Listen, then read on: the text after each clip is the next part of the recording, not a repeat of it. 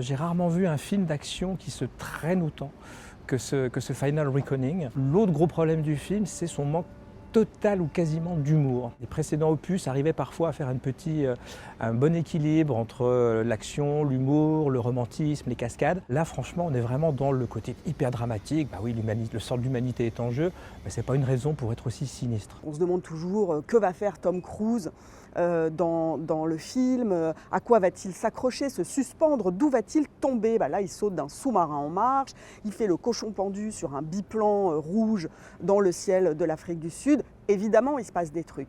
Et en même temps, il y a ce problème d'obésité du film, une obésité de moyens, une obésité d'intrigues et de sous-intrigues et de sous-sous-intrigues qui fait qu'en fait, il y a des parenthèses dans les tirets, quoi, et qu'on passe de la mission à la soumission, à la sous-soumission, dans une espèce de jargon crypto-techno où il faut toujours tout nous expliquer 10 fois et en même temps, il y a un moment, c'est tellement peu intéressant. Qui écoute le mode d'emploi de la combinaison de plongée révolutionnaire? Je regarde déjà pas dans la vie le mode d'emploi de mon micro-ondes, quoi. Tout va tellement vite. Les gens parlent, bim, bim, bim. Chaque seconde, on change de visage. Il veut montrer une bombe, un objet, un truc.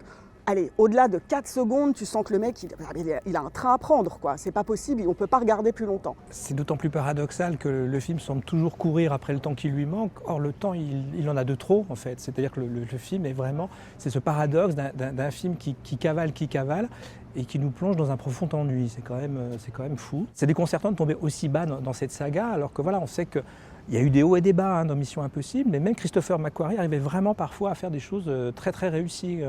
Je pense à Rogue Nation, là où il avait des très bonnes idées de mise en scène, où il retrouvait justement un petit peu ce que savait faire très bien De Palma, c'est-à-dire l'hommage à Hitchcock notamment. Et là, non, là on est vraiment plutôt dans un sous James Bond et un sous Marvel.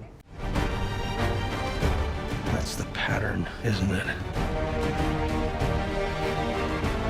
You refuse to sacrifice the ones you hold close.